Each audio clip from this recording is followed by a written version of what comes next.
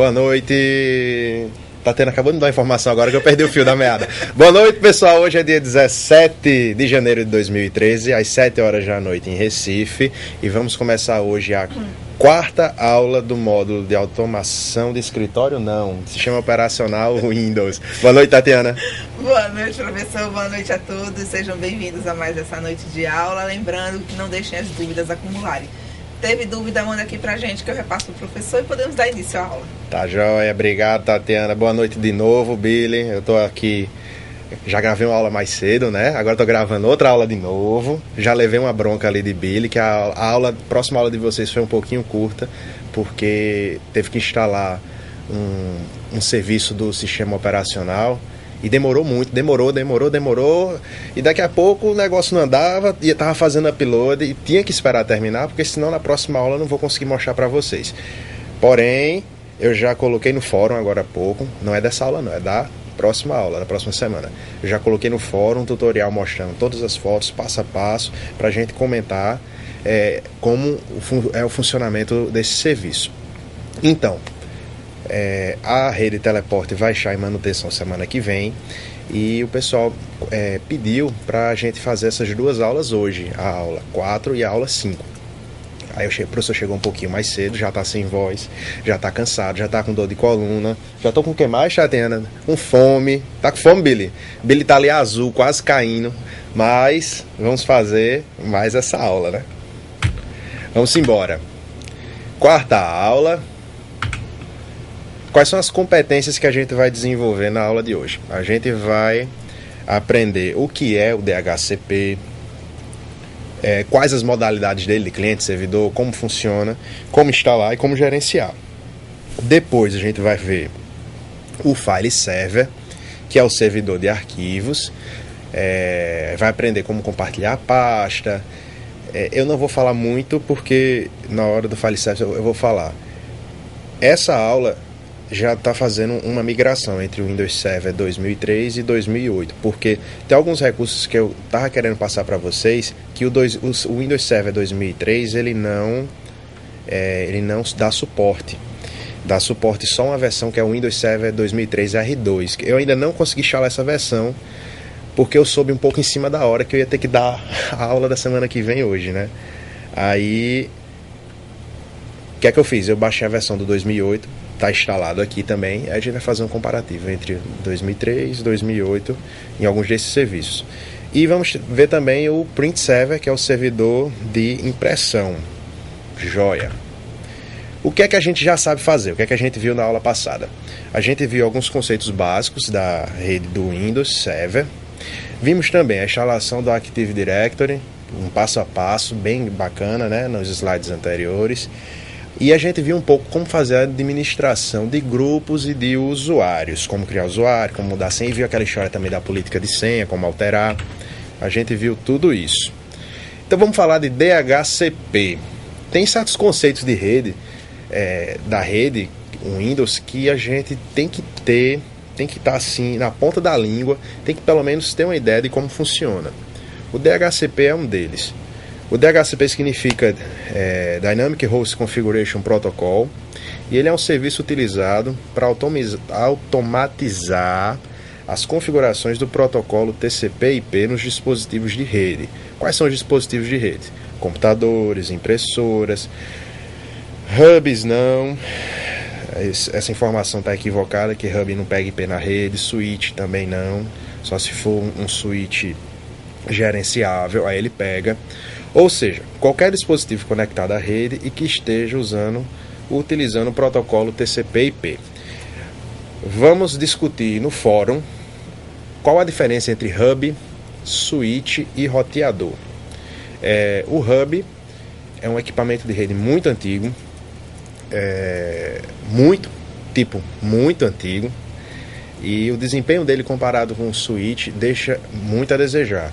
A gente costuma dizer que a diferença entre um e outro é que o switch separa cada uma daquelas... Espera aí, antes de falar, a gente tem um switch por aqui no estúdio. Você sabe aquele cabo azul de rede? Tu sabe, né? Aquele cabo azul que vem internet. Tatiana tem um cabo ali no notebook. Pronto, esses cabos aí acabam todos se conectando num canto, né? Aí esse canto onde esses cabos se conectam, que muita gente diz tudo que é roteador, não é bem roteador, não, todos eles não são roteadores, né? A gente tinha muito antigamente o hubzinho, que o hub funcionava assim, né? Eu vou dar 1h30 de aula, viu, Billy? Que Billy me deu uma bronca. Tá ouvindo, né? Vou dar 1h30 de aula hoje. Chegou a 45 minutos, aí Billy fez. Vocês vão ver na semana que vem, Billy fez. Fala aí alguma coisa, vai falando, daí dando aula. Eu digo, vai, Billy, tem que ser da aula.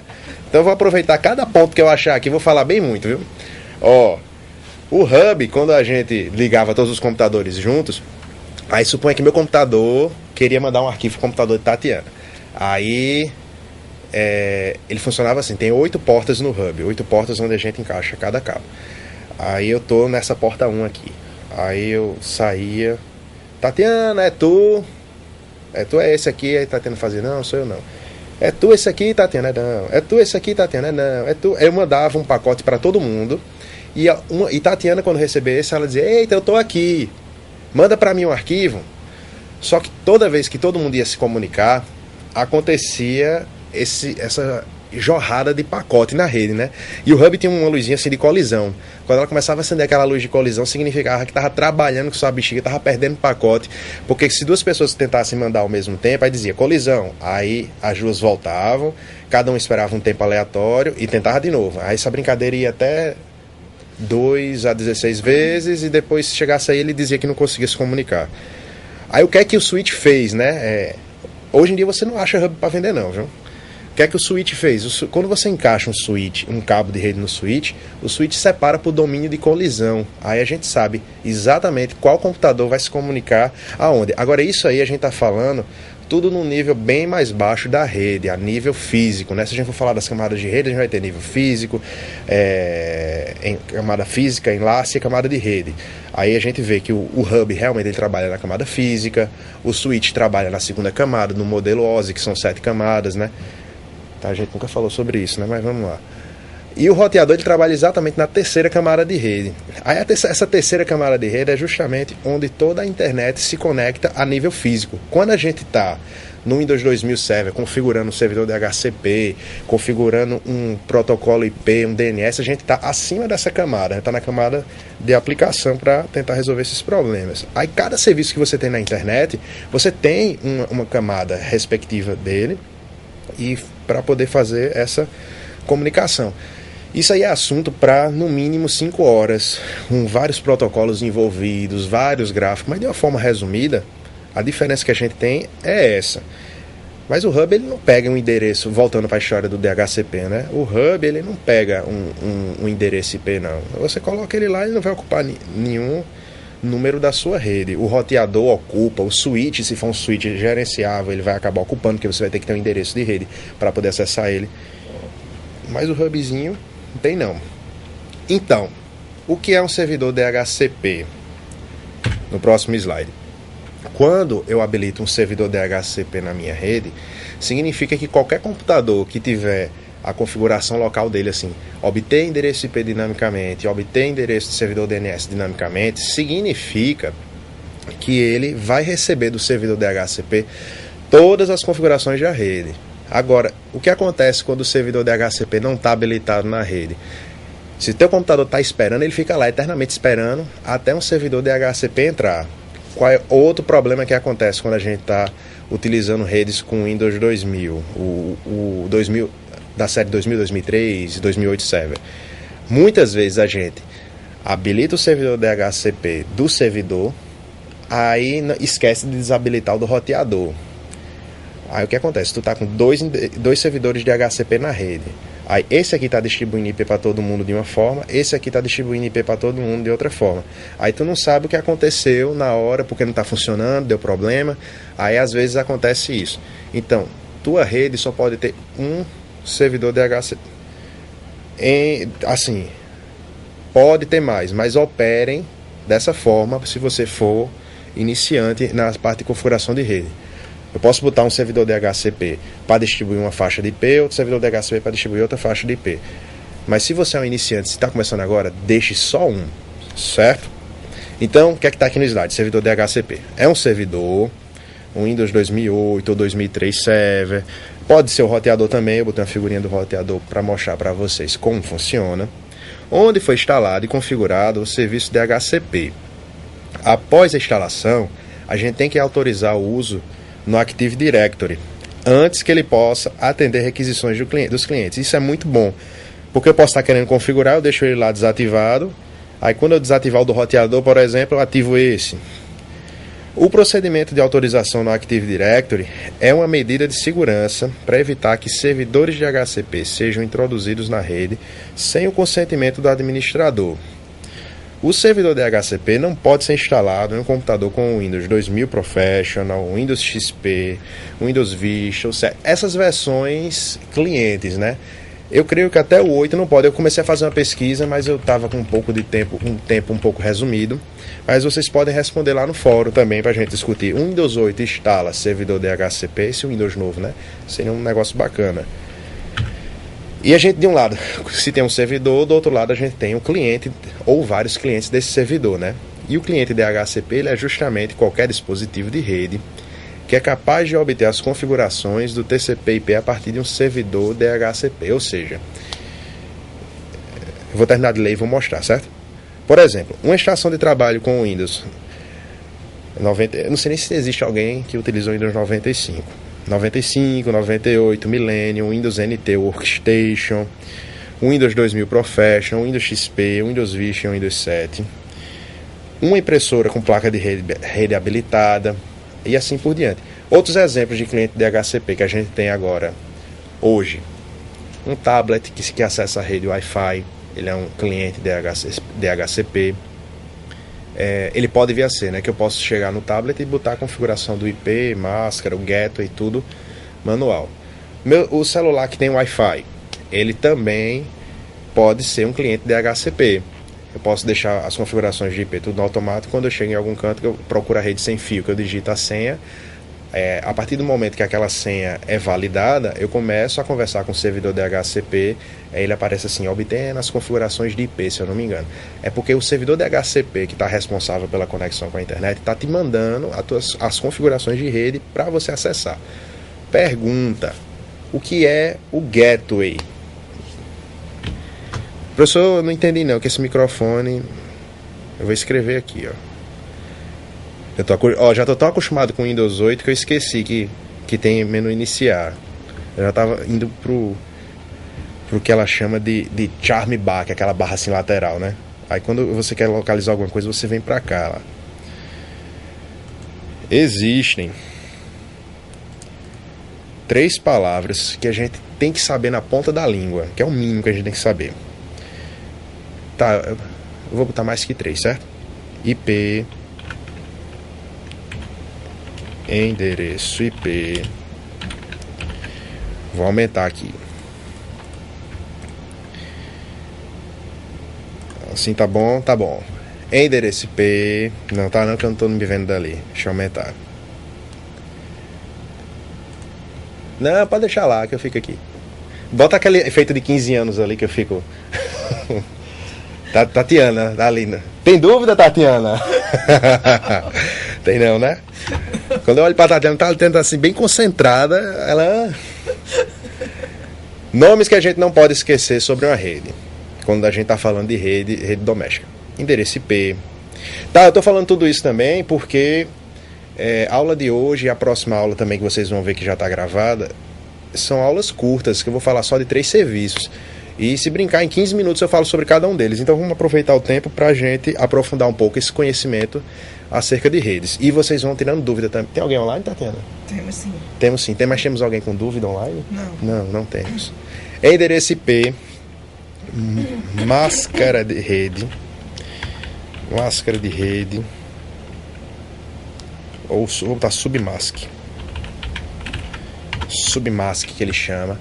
Que todo endereço IP, ele tem uma máscara de rede. Como assim, professor? Eu vou acessar aqui as configurações e vou mostrar para vocês. Ó, tá abrindo. Alterar as configurações do adaptador. Eu vou na conexão local aqui. Sim, para acessar isso, você vai no painel de controle, central de rede e compartilhamento. Aí você do lado esquerdo você seleciona conexões de rede. Aí você pega a sua conexão, no caso aqui é um CPU que está aqui embaixo, né?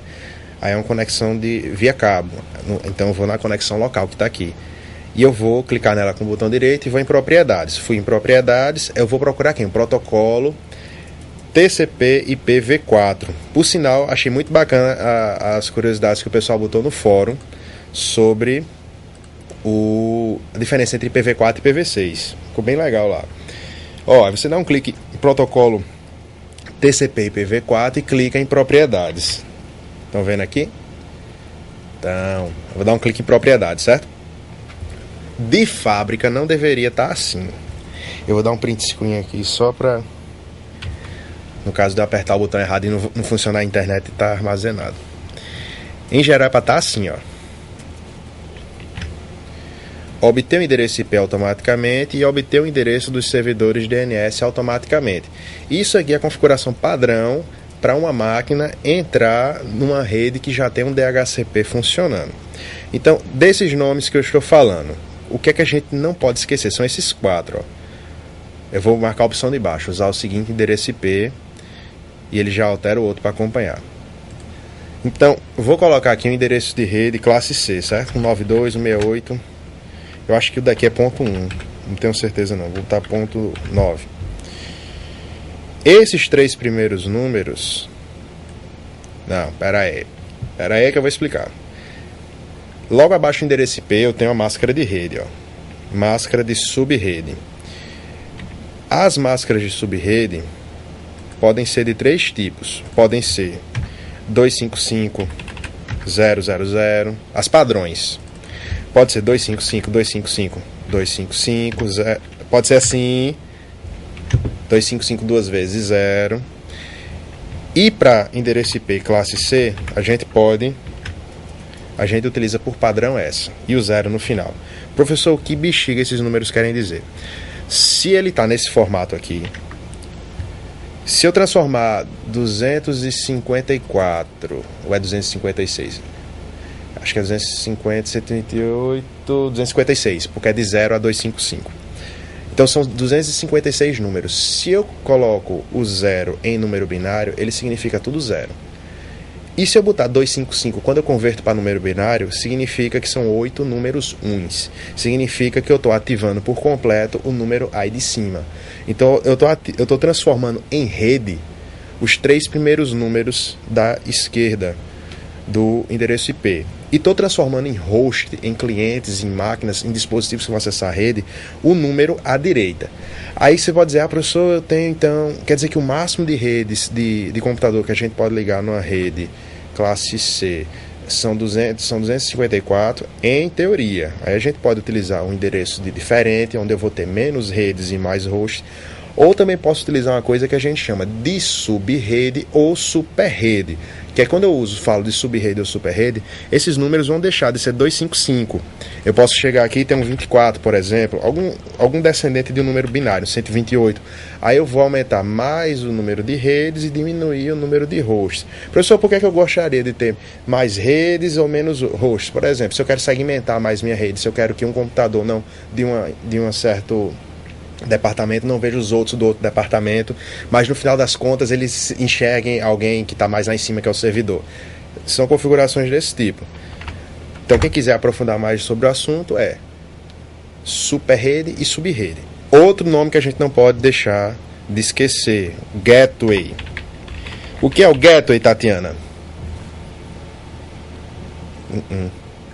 Gateway. Sabe o que é o gateway, Billy?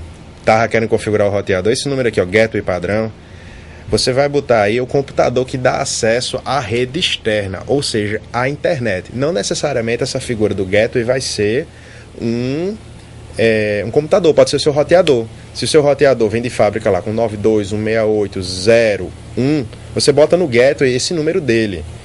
E se é o teu roteador que está dando a conexão com a internet, no DNS, lá embaixo, DNS, os 4 nomes, as 4 expressões que a gente não pode deixar de esquecer, você bota também o número do roteador. Então vamos imaginar que o roteador tem o número 192, 168, 1254.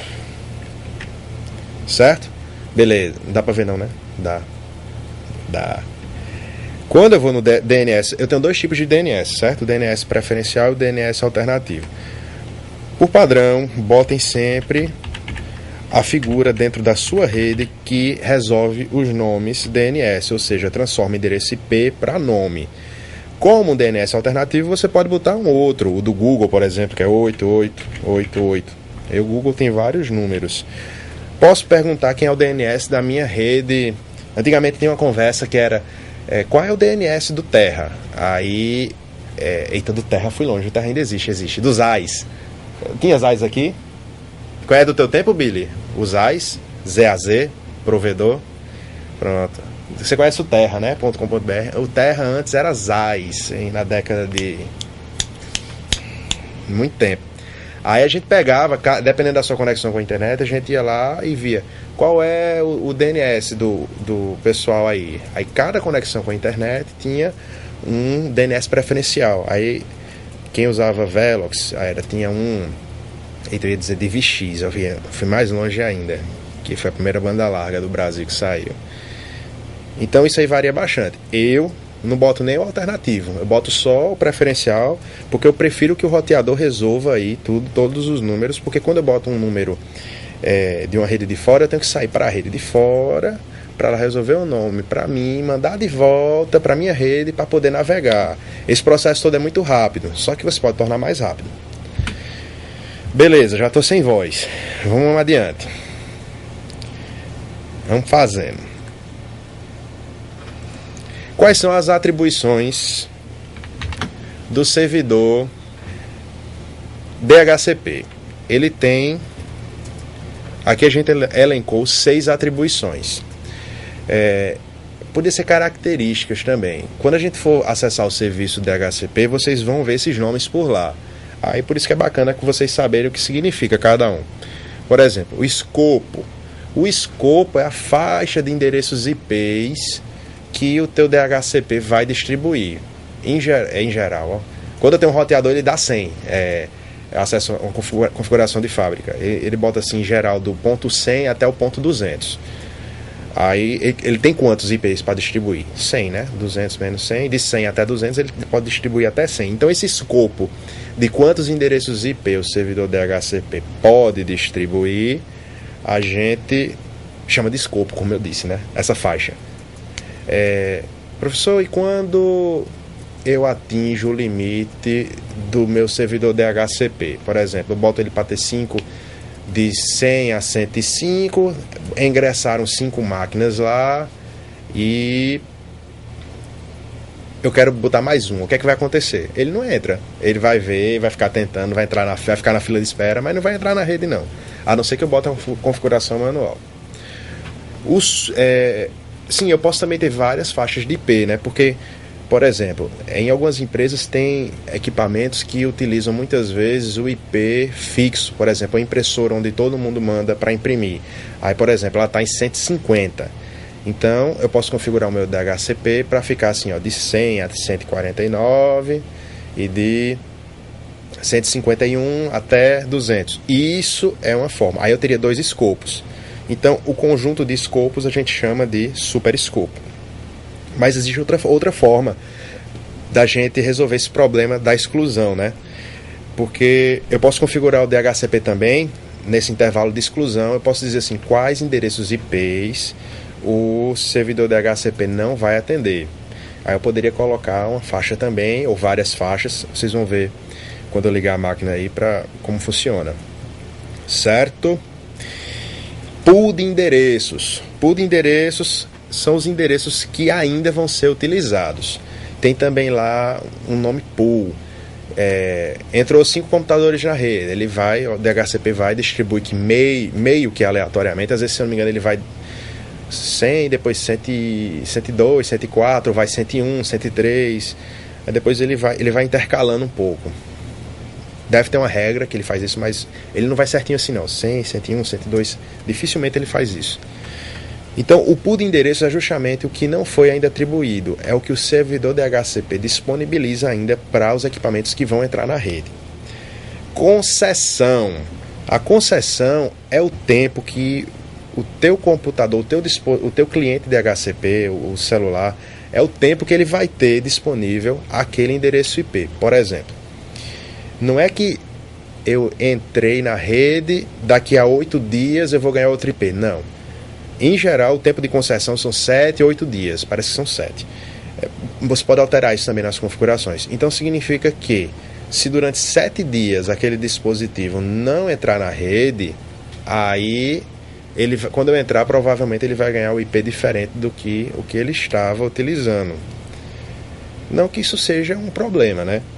Porque quem precisa de IP estático, tem o IP estático sempre, independente quando a máquina está ligada. Em geral, o pessoal não utiliza muito esse tipo de serviço. Tem serviço assim de câmera, por exemplo. Muitas vezes, para você disponibilizar para outras pessoas acessarem câmera remota, você precisa ter uma coisa que vai transformar a tua máquina num nome. Aí tem um programazinho específico que, independente do IP que você pegue, ele vai transformar aquilo num nome e outras pessoas vão conseguir acessar. Reserva. Essa reserva aí é justamente a parte para você associar um endereço IP a um determinado MAC. A gente vai ver isso também. Se por acaso eu esquecer, vocês me lembrem que eu estou com muita coisa na cabeça hoje para lembrar. A próxima tela que eu coloquei aí foi a figura do DHCP de um roteador, de um D-Link, que eu peguei aí na internet. Não é nem o 524, essa versão é o 514, é mais antiga ainda. Estão vendo aí do lado esquerdo, cadê aquela canetinha? Aqui, caneta hidrográfica. Aí, tá vendo isso aqui, ó? Pronto. Tá vendo que só ele tá em amarelo? Quando eu acesso o roteador, ele tá nessa tela aqui. Aí eu venho com o mouse, clico em DHCP. Aí ele vem para essa tela que vocês estão vendo. Será que eu consigo dar zoom? Consigo. Pronto.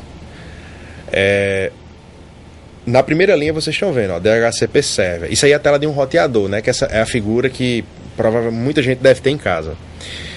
De fábrica, ele já vem, a maioria deles, habilitado já o servidor DHCP. Ó, tem Enable e Disable. Se tiver em Enable, eu tenho que botar um endereço de partida e de término.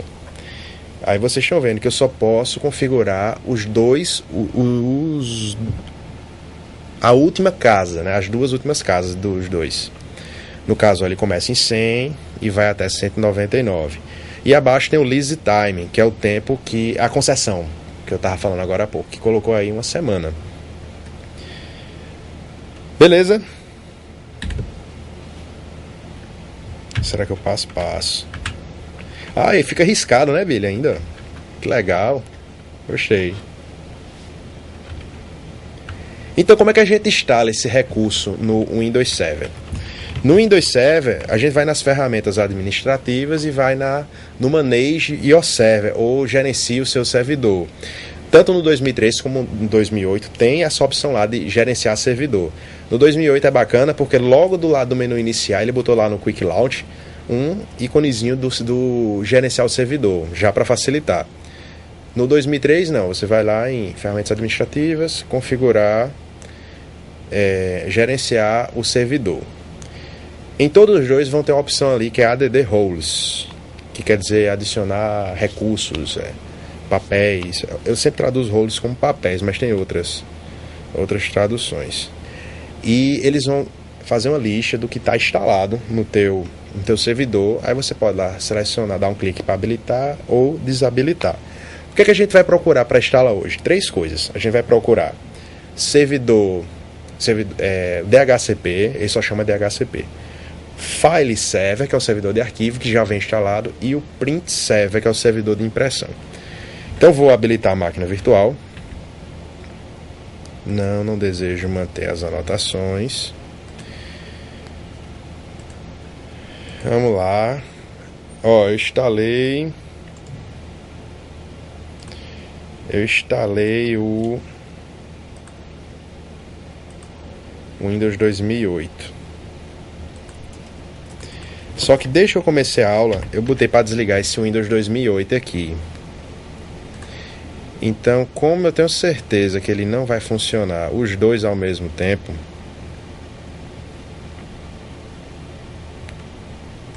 eu vou finalizar. Vou tentar.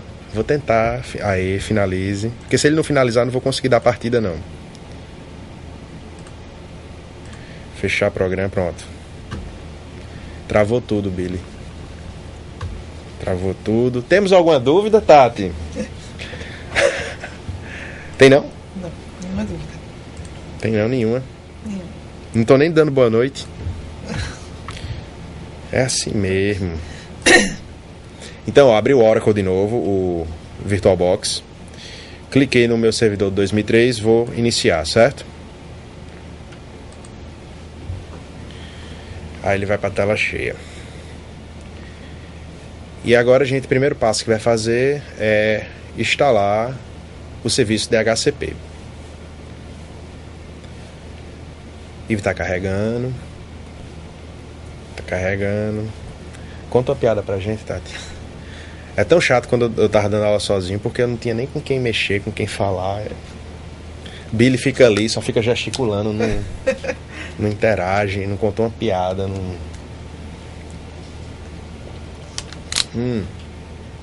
Vocês sabem que Tatiana fica aqui do lado, né? Sabem, não? O que eu estudo assim é do tamanho de um passo pra cá, né? Aí dá a impressão que é bem... Eu não devia falar isso não, né?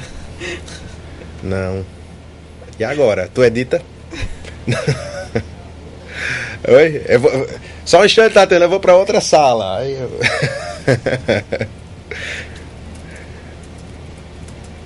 Pode não, né? Tá certo. Preparando, aplicando. Vamos lá. Apareceu. Lembre-se que no Oracle Virtual Machine ele tem uma tecla que é a tecla host, ou a tecla hospedeiro. E essa tecla é o Ctrl que está na direita, né? E ele tem alguns atalhos que, se você clicar aqui em cima, ele tá com essa cara porque eu coloquei tela cheia. Se eu colocar aqui no menu máquina, ele diz aqui, ó, inserir Ctrl Alt Del. Aí do lado ele bota host mais del, que é a tecla hospedeiro. Aí para eu dar o Ctrl Alt Del aqui, eu aperto Ctrl e Delete. Tá carregando. Carregando. Já carregou? Acho que já. Então onde é que a gente vai? Iniciar. Ferramentas administrativas. E a gente foi conversou sobre aquela opção, Manage Your Server.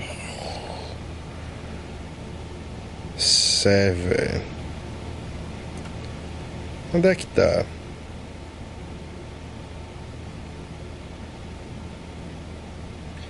O pior é que eu já esqueci uns 5 atalhos, viu? Desde a aula passada até agora. Não estranhe, não. Sistema... Aqui, ó, gerenciar o servidor. Disse não sei quantas vezes. Tá, gerenciar o servidor. Deixa eu instalar o Zoom It aqui. Eu não consegui instalar no 2008 da aula que vocês vão ver semana que vem. Instalou? Instalou. Pronto, aí vocês vão conseguir ver o Zoom aqui. A gente vai lá, programas, ferramentas administrativas, gerenciar o servidor ou manage your server. O ruim desse Zoom It aqui é que eu aperto S que ele não sai.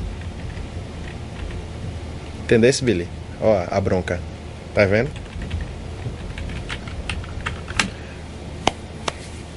E aí? Pera aí. É só apertar com o botão direito.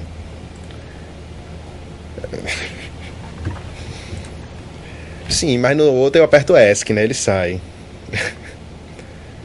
Gerenciar o servidor. Vamos fazer esse negócio. Para gerenciar o servidor, sim, role quer dizer função. certo? Então, ele vai aparecer essa tela que vocês estão vendo aqui. Vai lá, Billy. Aí, ó, aqui em cima eu tenho adicionar ou remover uma função. E logo aqui abaixo, ó, vocês vão ver que já tem um servidor de arquivo instalado, o Active Directory que eu instalei, o servidor DNS. Então eu vou adicionar ou remover uma função. Essa tela sempre é padrão. No Windows 2008 também tem. Ele pergunta se... ele pede para você verificar se está... todos os modems e placas de rede estão instalados, se os cabos estão ligados. Se você pretende usar esse servidor para conectividade com a internet, conecte-se à internet agora. Ligue todos os periféricos, tem em mão CD de instalação e depois clique em avançar. Aí no 2008 tem uma opção assim para você fazer skip diz alguma coisa, que é mantenha isso aí do jeito que está e não me perturbe mais. É uma coisa assim que ele quer dizer. Então eu vou em avançar e eu vou estar na tela que é importante. Isso aqui são os serviços que o Windows 2003 Server disponibiliza.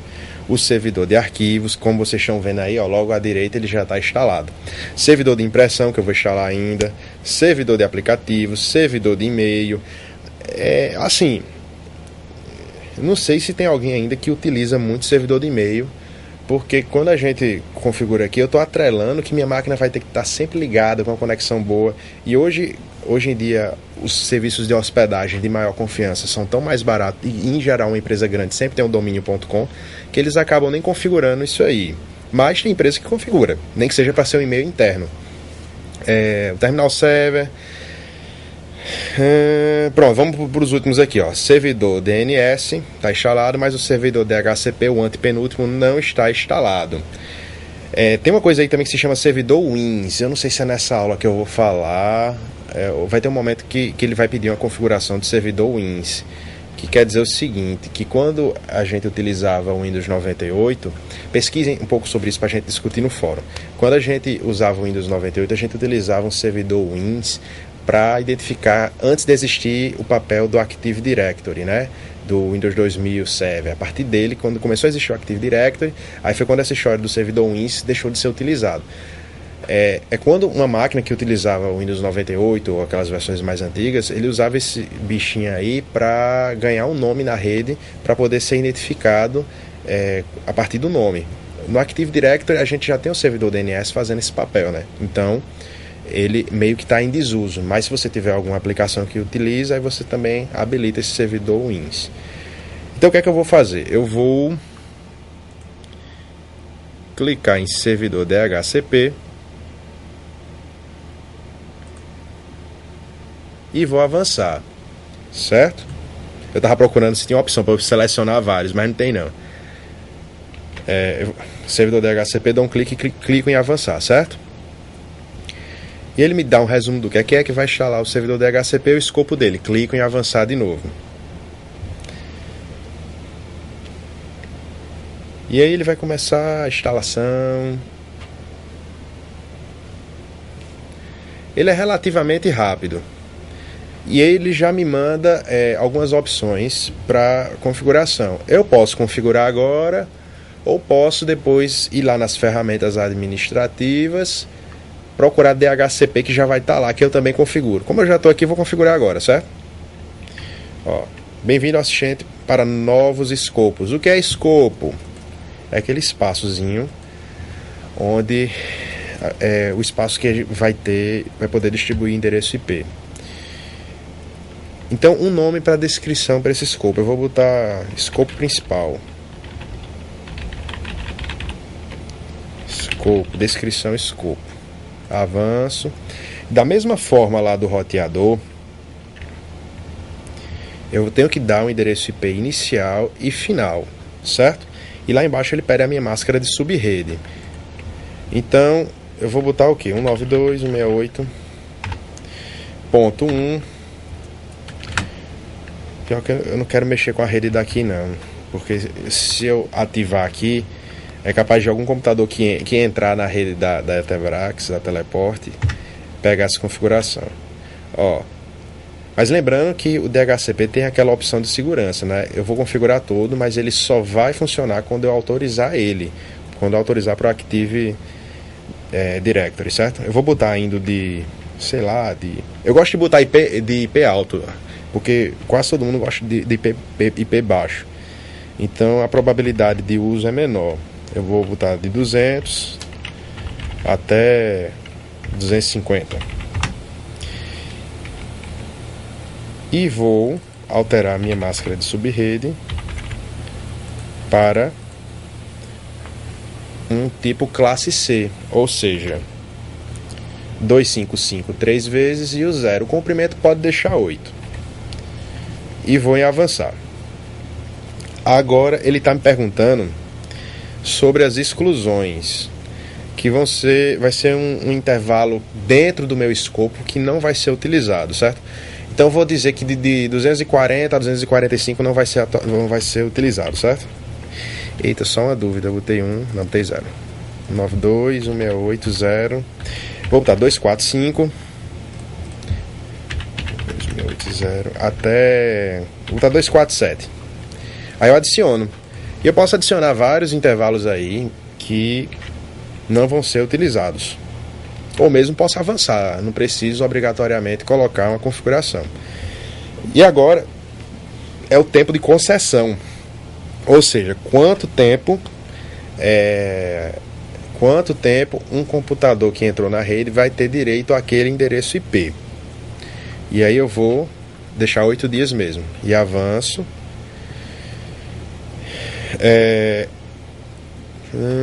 Deseja configurar as opções de HCP para esse escopo? Sim, configurei. Vou deixar ele configurar. Se ele me pergunta quem é o gateway, aqui em cima, que é o computador que vai distribuir a internet, não necessariamente o servidor que tem o Active Directory vai ser o servidor de internet. Podem ser máquinas diferentes. Muitas vezes o gateway é um servidor Linux mais robusto, porque vai receber muitas requisições. Então, ou junto com ele é um servidor proxy também. Então eu vou botar um endereço IP, certo? Diferente, 192.168.0.2 e vou adicionar. Beleza. Próxima tela, ele me pergunta o servidor de nomes de domínio e de DNS. Se eu não me engano é teleporte.local. Acho que foi assim que eu configurei na aula passada.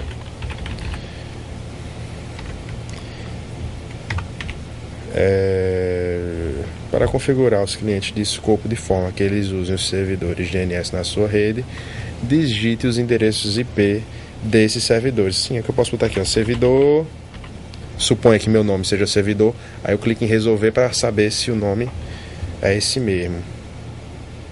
Aí ele já me dá o nome que eu estou aqui. Adiciono e vou avançar. Mas isso aí é o seguinte. Eu estou dizendo que a máquina com o nome do servidor vai pegar sempre esse endereço IP, certo? É para isso.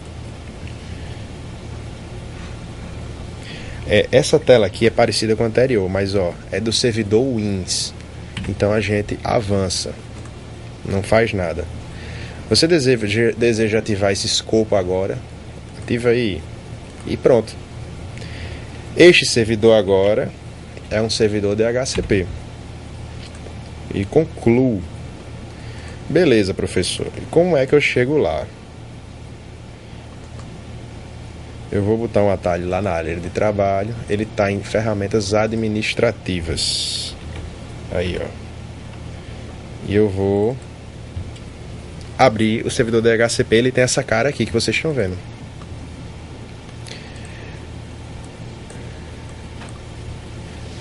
Notem um detalhe aqui, ó.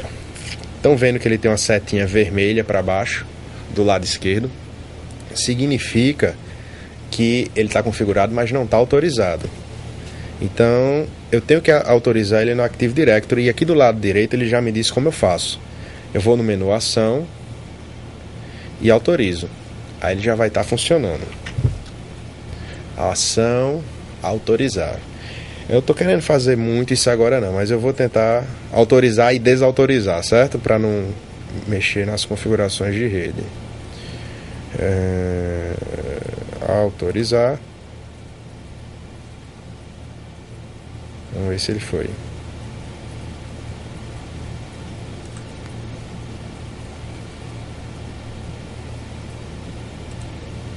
Quem foi, ó? Ah, não, eu cliquei errado. Eu cliquei em atualizar.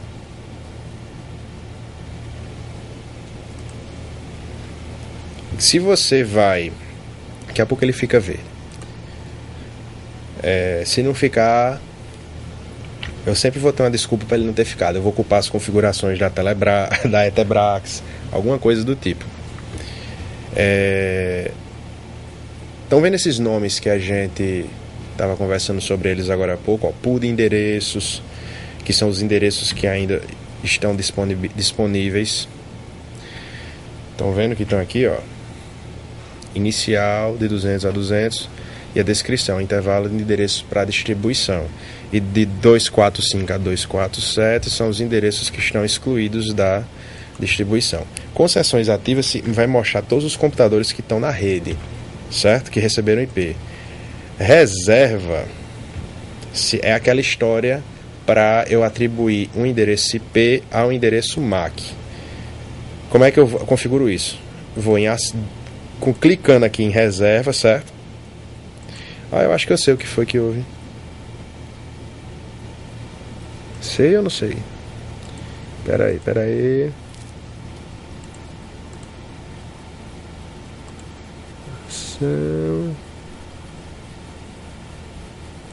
Vamos no reserva, já eu vejo. Eu clico em reservas aqui e vou no menu ação e escolho a opção nova reserva. E eu posso colocar o nome da reserva como o nome da própria máquina. Aí eu digo o endereço IP dela e digo o endereço MAC. E aqui os tipos permitidos são, se eu não me engano, são os tipos que vão configurar a rede. Eu não me lembro o que é o boot IP, mas deixe ambos, não tem problema não. Como é que eu acho o endereço MAC do meu computador? Me responde aí, Billy. Sabe não? Eu vou no prompt de comando. E como é que eu acesso o prompt de comando? Eu aperto iniciar, executar e digito CMD, C de casa, M de Maria, D de dado. Ou eu aperto o menu iniciar e a letra R e eu já abro o executar. E a gente vai ver essa tela que vocês estão vendo aqui do prompt. Para quem não sabe, muitos anos atrás, era uma vez um sistema operacional que não tinha interface e se chamava DOS. Depois ele arrumou várias interfaces que vocês conheceram, como o Windows 3.11, o 95, o 98. Há quem diga que aqueles Windows não eram sistemas operacionais, o sistema operacional era o DOS. O Windows só virou sistema operacional quando ele foi para o XP, que aí ele misturou a tecnologia do NT com 2000, com não sei o que, aí foi quando ele virou, porque o kernel dele sempre rodava o DOS por baixo. E isso que a gente vê aqui, esse prompt, o CMD, é um DOS emulado, onde a gente pode rodar os mesmos comandos da época de quando eu tinha 6 anos de idade. Então, para que eu estou aqui? Porque eu quero descobrir qual é o endereço de rede, o endereço MAC, o endereço físico da minha placa de rede. E eu utilizo esse comando, ó, ipconfig/all. Aqui, Billy. Será que dá para ver? IP, ó, IP mesmo de IP, I de igreja, P de pato, config. Aí boto /all. Quando eu apertar Enter, ele vai me retornar todas as configurações das placas de redes que estão instaladas. E aqui, ó, deixa eu dar o zoom para mostrar. O adaptador Ethernet, a gente sempre se refere à conexão de rede local. Então, esse da conexão local tem a terceira opção que se chama endereço físico, que está escrito aí, ó, 080027BC6610. Os 3 primeiros números indicam o fabricante da placa de rede. Os 3 números seguintes indicam o número da placa, né? Professor, pode existir 2 endereços de rede iguais? Não deveria existir, porque você já pensou se 2 pessoas estão fazendo requisições na internet e tem o mesmo endereço de rede, é a confusão que vai dar. No entanto, eu posso clonar o endereço MAC de algum computador para poder ter um acesso à internet. Por exemplo, tinha um provedor de internet a cabo lá em João Pessoa que ele amarrava as configurações de acesso à internet ao MAC da placa de rede.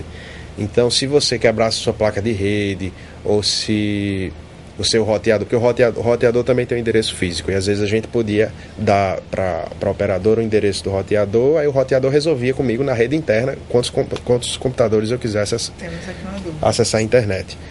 Vamos lá. O aluno Maurílio, ele diz boa noite. Professor, você acha melhor a gente ter o Windows 2008 ou 2003? Eita, pergunta difícil. Depende. Billy, o que é melhor para você? Um Android ou um iPhone? Aquele que você estava me mostrando o vídeo quando eu cheguei, o Android Beam, o Galaxy Beam, que é um retroprojetor, ou tu quer um iPhone? E você, Tati? O que é que você acha melhor? Um Gol ou um Palio? Palio. Acho que depende muito vai depender da sua necessidade. É que Gol e Palio ficou uma comparação meio difícil de tirar. Por exemplo, o 2003 ele tem grande vantagem de ser um sistema operacional leve. Qualquer máquina hoje roda o 2003 feito uma bala. O 2008 ele é bem mais pesado. Então, entre os hardware, quando você olha um servidor, você tem que pensar na rede como um todo para poder distinguir qual dos dois é o melhor, o mais adequado. O melhor, com certeza, em teoria, deveria ser o mais novo, porque eu posso falar o XP e o Windows Vista, qual é o melhor? Eu fico com o XP, que o Vista, quando você botava no notebook, cada vez que você abria e fechava a tela, ele ia ficando cada vez mais lento e chegava uma hora que travava, né? Agora, eu acho que tudo vai depender, Maurílio, da máquina que você tá. O 2008 com certeza é melhor. Ele é mais fácil de instalar, é bem mais rápido. Eu comecei a brincar com ele hoje, fiz algumas coisas assim em questões de clique. Ele é muito comunicativo, ele adora explicar as coisas para você, o que vai fazer, o que não vai fazer. Vai depender mais da tua máquina. Se você tiver uma máquina robusta, potente, que aguenta rojão mesmo, eu indico o 2008. Agora, se eu tô querendo fazer 5 máquinas de uma empresa, acho que até 10, não tenho necessidade. É verdade, eu sou um pouco relaxado com essa questão de segurança, porque quando eu configurava as redes, eu não fazia uma reserva do DHCP para o endereço físico, porque constantemente acontecia de trocar uma placa de rede, de quebrar, de entrar um computador novo, e aí toda vez tem que ficar lá, porque esse é o papel do administrador de rede. Mas, no entanto, tem empresas que não precisam desse círculo bem fechado. Tem empresa que só quer mesmo compartilhamento de recursos de internet. Esse vai ter acesso à internet, esse não vai ter internet. Tem coisas, você tem que aprender a ver as coisas de uma coisa... aprender a ver as necessidades da empresa para poder adequar a solução. Posso amarrar tudo, você não vai poder sair do Google, Facebook, nem pensar. Pode também, tem uma série de configurações que pode fazer.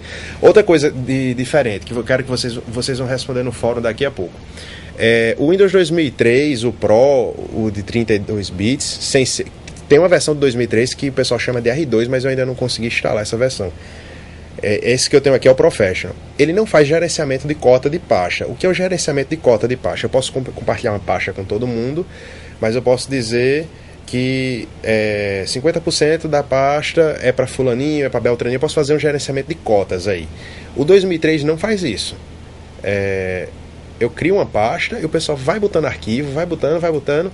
A única forma que eu tenho de controlar o tamanho do uso da pasta para pessoas na rede no 2003 é fazendo uma partição diferente, ou seja, pegar meu HD que só tem o C, desmembrar ele em 2 e ter um C, ter um D e dizer, vou criar uma pasta no D, vou compartilhar com todo mundo e o pessoal pode usar até onde dá aquela pasta. Posso fazer isso também.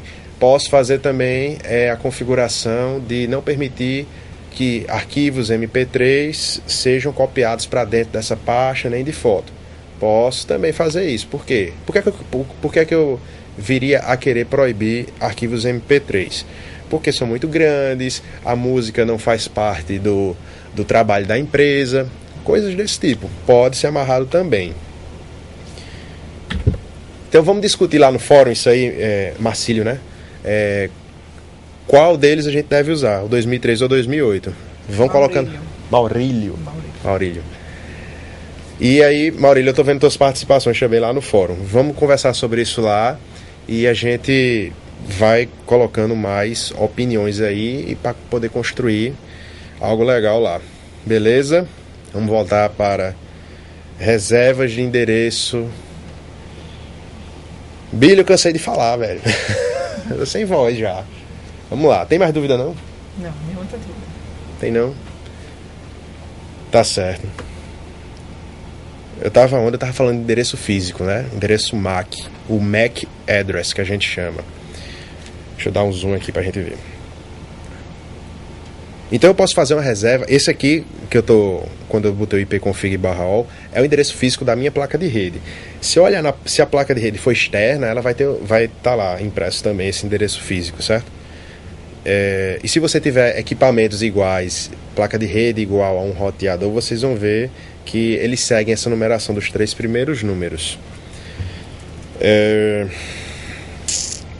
Então, esse número que está aí é o número da placa de rede do servidor. Eu poderia pegar ele e fazer a reserva exatamente para o endereço que eu quiser aqui. E aí está reservado. Toda vez que essa máquina entrar nessa rede, ela vai receber esse endereço IP. E aí, ó, eu não fiz nada, tá? Não fiz nada. E o que é que aconteceu ali, ó? Ficou verdinho o DHCP. Lembra que estavam demorando para rodar? Porque depois que a gente autoriza no Active Directory, ele já deveria ter ficado verde bem mais rapidinho. Mas depois dessa conversa toda ele acabou ficando. Deixa eu ver se eu tenho como desautorizar. Pronto. Desautorizei o servidor DHCP. Vamos para o próximo. Os próximos são mais rápidos. Vou voltar para os slides, certo?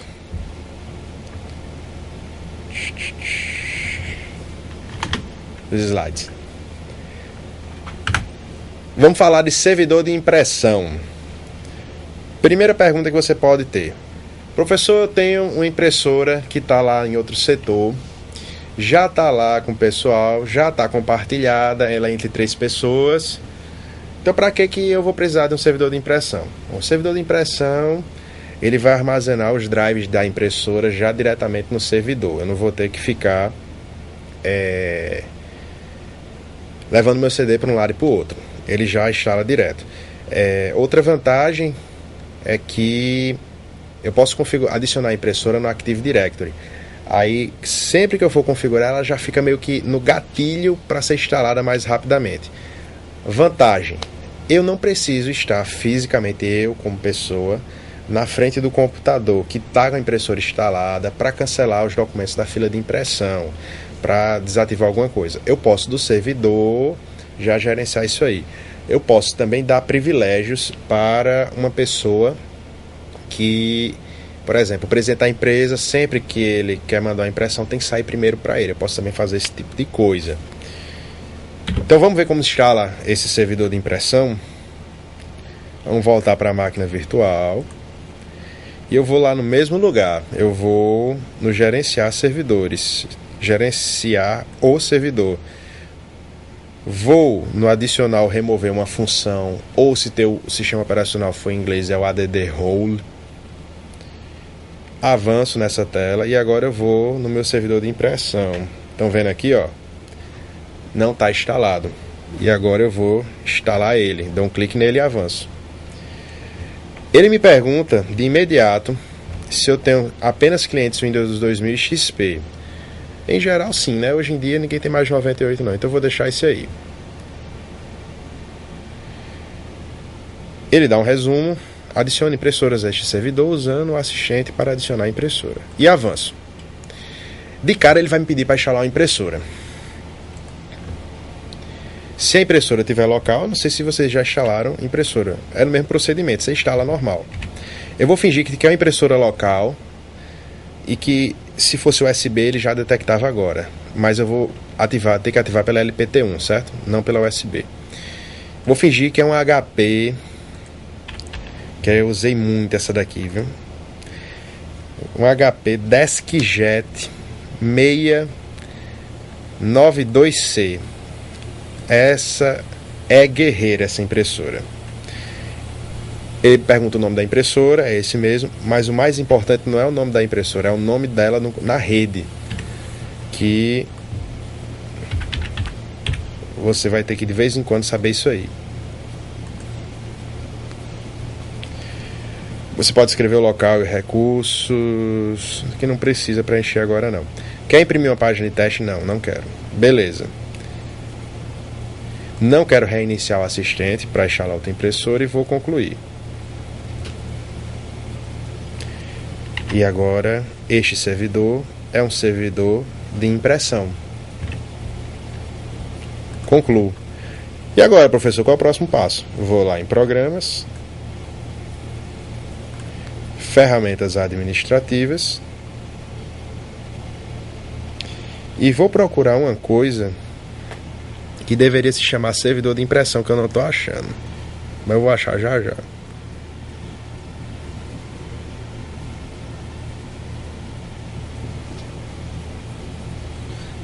Temos aqui uma dúvida. Vamos lá. Rosemi pergunta: professor, esqueci o nome do domínio do meu servidor. Tem alguma opção de eu possa ver esse nome? Acho que tem. Não tenho a menor ideia de onde é. Faz o seguinte, pergunta no fórum, que aí eu vou dar uma olhada no Google. Tenha certeza que porque eu não sei de tudo não, viu? E te dou uma solução. Deixa eu ver se tem... No teu Active Directory, talvez no Active Directory, se você olhar lá... Deixa eu olhar aqui no meu. Usuários e computadores do Active Directory.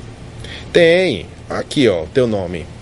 Tu acessa o Active Directory e é justamente esse nome aqui que aparece, ó, embaixo de consultas salvas. Teleporte local. Esse é o nome que você escolheu para o seu domínio. Aqui. Oxi. Me arreta às vezes quando eu não acho esses negócios. Bira, eu tô ficando cego. Olha. Eu vou aumentar 2 graus. É engraçado, ó, essa aula que eu já preparei para vocês desde o começo da semana. Desde segunda-feira tá pronta. Aí eu recebi a história. Olha, tu vai ter que dar 2 aulas essa semana. Aí eu comecei a me aperrear, porque eu decoro todos os atalhos aqui para não sair errando. Aí eu tô com o atalho da outra aula, atalho dessa. Mas é assim mesmo, né? Vamos fazendo. E quando você clica ali no gerenciar o servidor, aquele Server Manager, ferramentas administrativas, ó, gerenciar o servidor. Aqui mesmo já tem o teu servidor de impressão, ó. Deixa eu dar o zoom para vocês verem. Servidores de impressão. E logo do lado dele, ó, tá vendo que tem uma linhazinha azul separando? Acho que não vão conseguir ver não. Mas tem 2 palavras em negrito, separando cada bloco. Aí é onde você vai gerenciar as impressoras. Quando eu clico em abrir impressoras ou aparelho de fax, você vai ver exatamente aquela telinha que você costumava ver. E aqui eu posso gerenciar todas as impressoras da rede que eu for adicionando no Active Directory. Beleza? Professor, como é que eu faço aqueles gerenciamentos de não sei o que? A gente vai ver. Provavelmente na aula do dia 31. Acho que é dia 31, quando vai falar de GPO. Vamos falar agora. Olha, Billy, já passei de 1 hora, viu, de aula. Tá vendo, né? Vamos falar agora de servidor de arquivos. No Windows 2003 Server, a gente vai ver ele de uma forma mais angelical, entendeu? Mais leve. No 2008 ele faz tudo isso aí de uma forma bem robusta. A instalação, ele já vem instalado no 2003. Eu vou mostrar a vocês como fazer o compartilhamento. E essa cota em pasta, eu botei o endereço aqui para vocês verem como faz a configuração da cota em pasta no 2003. Só que no 2008 ele é bem mais simples. E aí a gente vai responder lá no fórum como se faz como faz a distribuição de uma cota em pasta. Eu vi uma pesquisa rápida, fiz assim uma pesquisa rápida e vi que no 2003 não fazia. Parece que fazia no 2003 R2. Então, no 2008 ele faz de certeza. Eu quero que vocês me respondam lá como a gente faz isso. Fora isso, tem mais o quê? Eita, tá quase acabando. Vamos lá. Vou mostrar a vocês agora o servidor de arquivos.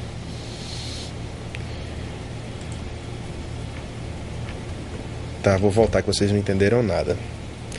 Naquela mesma tela de gerenciar o servidor, a gente tem em cima de servidor de impressão, a gente tem assim, servidor de arquivos. E tem duas opções importantes, né? Que é o gerenciar esse servidor de arquivos e adicionar uma pasta compartilhada. Eu vou gerenciar. De cara ele já me mostra algumas informações aqui, certo? Do lado esquerdo vocês estão vendo os compartilhamentos, arquivos que estão abertos. Ó, nome da pasta, caminho, vai mostrar quantas conexões estão lá e o que é cada uma. Professor, como é que eu faço para adicionar uma nova pasta? Eu posso dar um clique aqui, ó, adicionar a pasta compartilhada, cria uma pasta, clicando em procurar, vou lá no C mesmo, vou botar no C aqui, criar nova pasta, programa, por exemplo, que é onde você vai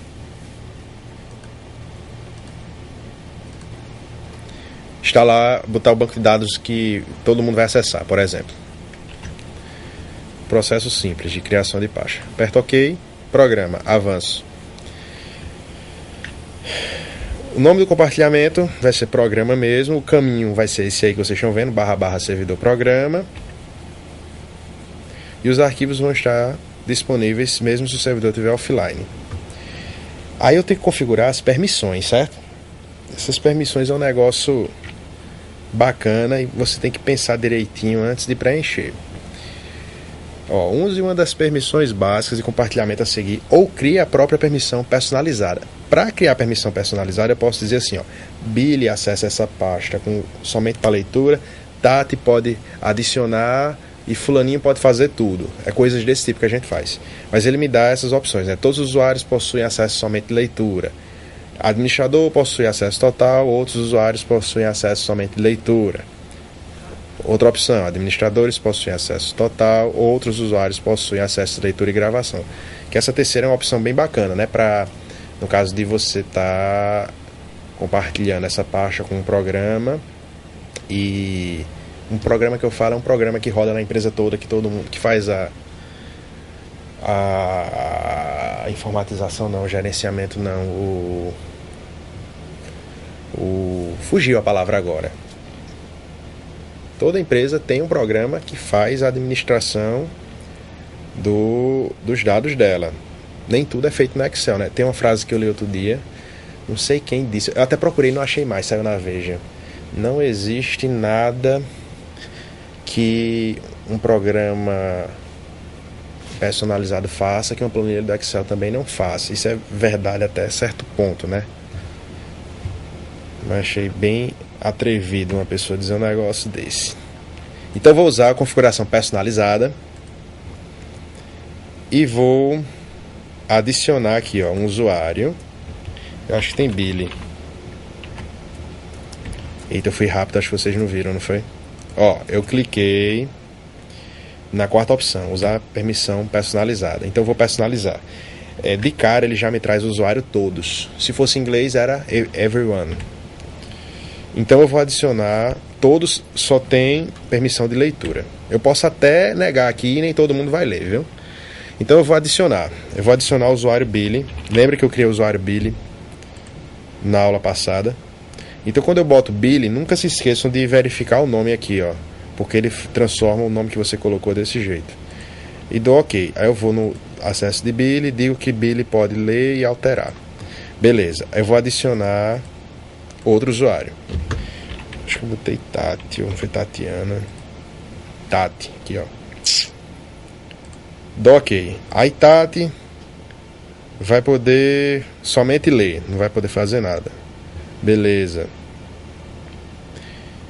A aba de segurança, você pode negar alguns acessos também, viu? Permissões especiais, aí você configura aqui. Dê uma olhada com calma em tudo isso. Não, eu não vou cobrar isso na atividade. É mais a título de vocês saberem mesmo. E beleza. Quando eu clico concluir, eu já tenho uma pasta compartilhada. Aqui ela. Programa. Pasta compartilhada. E no Windows 2008 eu podia fazer o gerenciamento de cotas. É isso que eu quero que vocês me respondam também lá no fórum, a título de curiosidade. Eu acho que eu acabei a aula. Acabei?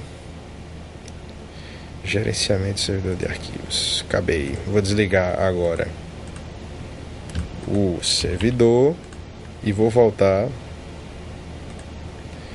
para a minha máquina local. Como leitura complementar, a gente tem esses links aí que foi o professor, acho que foi o professor Vinícius ou foi Geilson da aula passada, que colocaram algumas páginas sobre o DHCP e sobre o File Server, o servidor de arquivo. E vamos falar da atividade, que é o que é bom, né? Primeira pergunta, eu quero que vocês escolham 3 atributos do servidor DHCP e façam um resumo de cada um deles, daqueles 6 lá. Ou algum outro que você acha. Segundo, eu quero que você explique como fazer o bloqueio de arquivos MP3 no servidor de arquivos. Se tem alguma limitação. E aí Billy vai aparecer ao vivo. A pilha. A pilha acabou?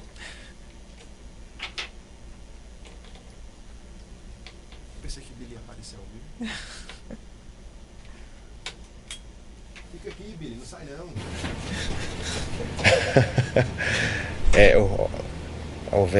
Tivemos um pequeno problema técnico, acabaram as pilhas do microfone aqui. Aí Billy saiu correndo ali, eu achei que ele ia trazer um pendrive, alguma coisa. Quando veio, ele veio trocar a pilha.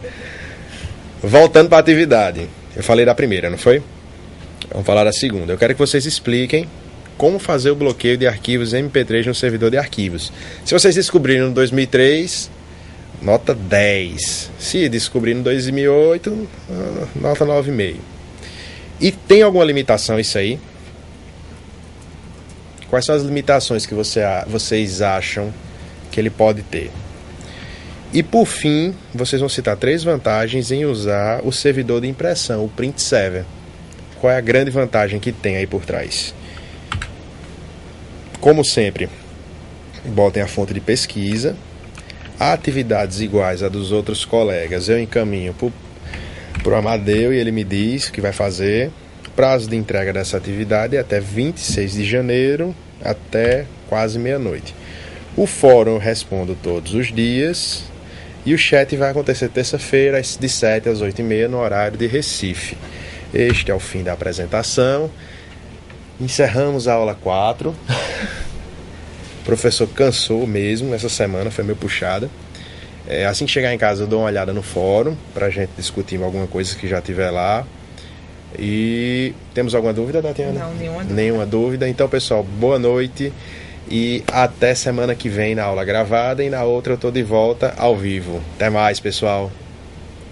Boa noite, professor. Boa noite a todos e até a próxima aula.